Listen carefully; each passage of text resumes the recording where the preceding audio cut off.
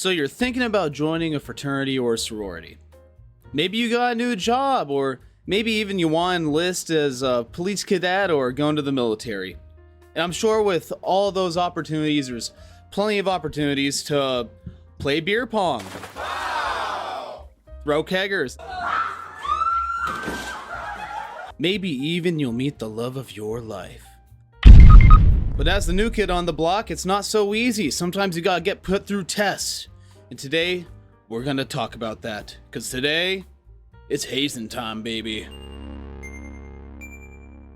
Now, hazing's been going on for several hundred years. I mean, it's been going on for a really long time. Ever since the ancient Greeks. Hazing as a whole, the Google machine told me, hazing is the imposition of strenuous and often humiliating tasks as part of a program of rigorous physical training and initiation. And if I'm gonna be for real, when I read that, I kind of just focus on physical training and initiation. And it kind of just sounds like it's a group of guys telling you to do like 50 jumping jacks and a bunch of push-ups, and like it kind of sucks. Also, I don't even know, imposition? What does that even mean? What does imposition even mean?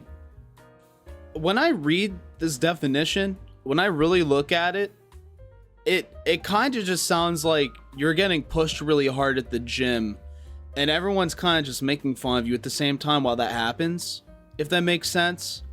Because it says often humiliating tasks, but then it goes into rigorous physical training. So I kind of have mixed feelings so far about that. That's kind of interesting. But nevertheless, like I said, hazing started in ancient Greece, and it started all the way in the 4th century BC in Athens, with the first accounts of hazing occurring in Plato's Academy, where instead of hazing, it was called penalism. Penalism? That word. It's that word right there. Anyways, which means a system of mild oppression and torment practiced upon first-year students.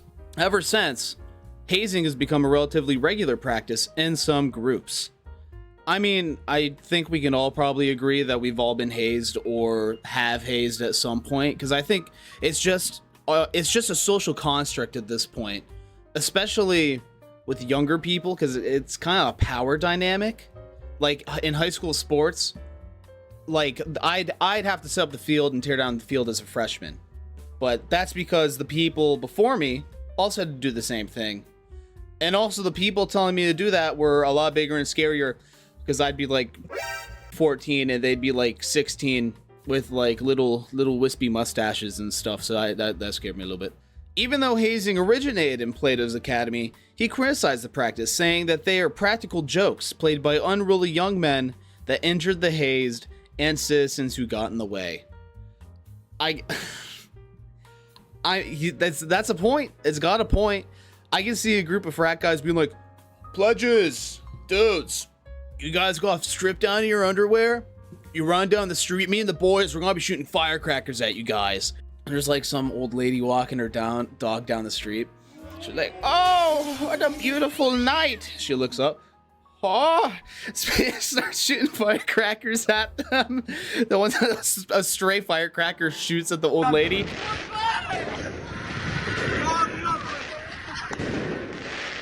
Even though hazing originated in Plato's Academy, the first real documented accounts of hazing occurred around medieval times.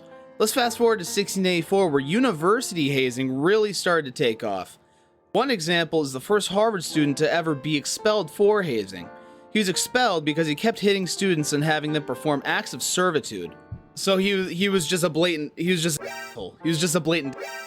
like walking up to people, hitting them and like pushing books off their desk. Like he'd push like someone's books off their desk. He'd like, pick those up. Pick those books up for me. Then like they'd lean over to pick them up. He'd push them over and make a whole scene. Like I don't understand why you would even do that. It sounds like you're just doing it to random people. This wasn't the only instance of hazing though. One popular ritual around the time was known as the disposition of horns. This had new students being called Venus or Yellowbeaks, and they were being forced to wear costumes with giant teeth and fake horns to show how uncivilized they were looking like that. This would end up when older students would so-called cleanse them. This cleansing involves sawing off the fake horns, pulling out the fake teeth. Makes sense. Oh, okay. All right. and then they would proceed to yank out the person's nose hairs and shave their hair on their head. Getting a little over the edge now. It's creeping over the edge. We're getting pretty close to way too much. And then they would rub animal feces under their noses. Why? Why? That's nasty. That's gross. I don't want that. Why would people voluntarily want to join a group if they had to go through this? Make that make sense to me. Oh, but as the cherry on top, they would all be shouting insults at them as it happened. Oh, cool. So as they're rubbing animal shit under my nose, they're hurling insults at me. That really makes me feel like a good part of the club. Oh, that's awesome. All of that just for a little underage drinking. Sweet. This wasn't the only hazing method at the time, though. Other hazing methods from the time involved pouring urine and feces on the person. You know, the other one doesn't seem as bad now that I read that. Just pouring buckets of that stuff on someone, that I think I'd almost prefer the other one. Another way was physically hurting them, making them servants and make them forcibly consume large amounts of alcohol. I could totally understand the overconsumption of alcohol part. That makes a lot of sense to me. Because you got these guys going to parties, they got a couple drinks in them, they're having some fun. And then, you know, they start playing drinking games. And if you're like me, you suck at drinking games, so you end up just drinking a lot. You keep getting people like egging them on, like they just keep handing them drinks. They're like, oh, don't be a pussy, drink them. Come on, chug it, dude. So I can see how that gets pretty out of hand pretty quickly. Over time, hazing hasn't stopped though. If we look at hazing today, we'll see a lot of these qualities have remained fairly consistent. Outside the humiliation, torment, and physical harm, there is another aspect that needs to be talked about, and that's the financial burdens that could put on someone. Not only are a lot of these people, especially at these colleges, paying a lot of money for these institutions, but it doesn't stop there. Many of these groups financially exploit new members by forcing them to buy things like drugs and alcohol. And a lot of times, on top of buying the booze for the parties, they also have initiation fees, sometimes personal servitude expensive when they're told to go to the store for an older member to buy something for them.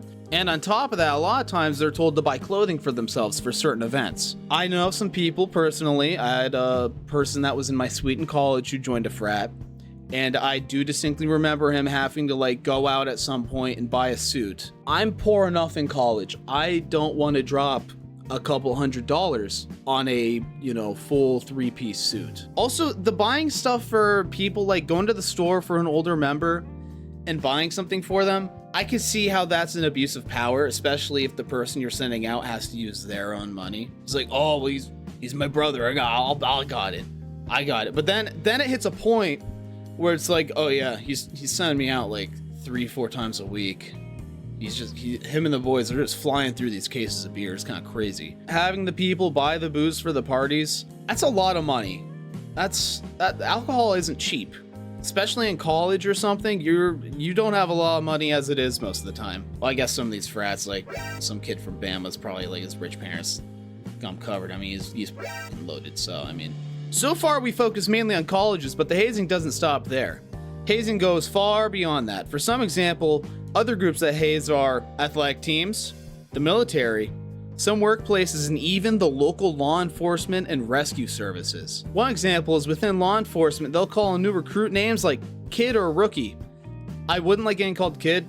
I wouldn't mind getting called rookie because that's kind of what you are. You're the new kid. Rookie makes sense. That wouldn't offend me at all. They'll also have them perform repetitive and often menial tasks as well, while the older officers tell them that they just need to learn to deal with the stress of the job. That's a little bit, it's a little too much. Like I said, this is probably stuff that these people are probably like used to, have done their whole lives. Like if you join a sports team, it's kind of similar.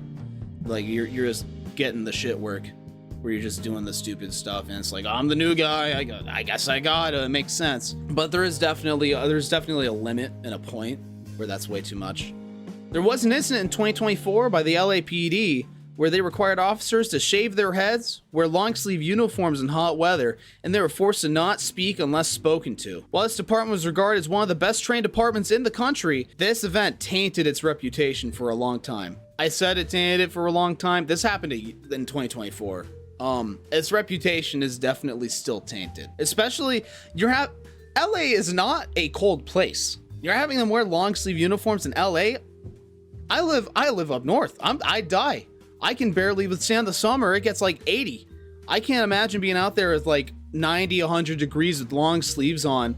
Especially, you have to wear like bulletproof vests. You have the belt, you have the pants, you have the boots. That's a lot. And then the not speaking unless spoken to. Blatant abuse of power just on the younger people. Why? Just why? Just why? It's your peer. Treat him with respect.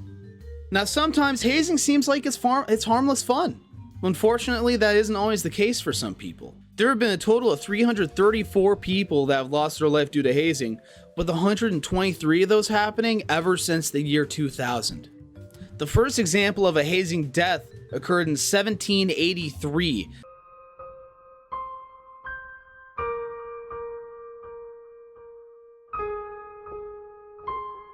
It happened to a young Daniel Reese at the Masonic Temple in Philadelphia. During a mock initiation, a flaming liquid was thrown on by two people.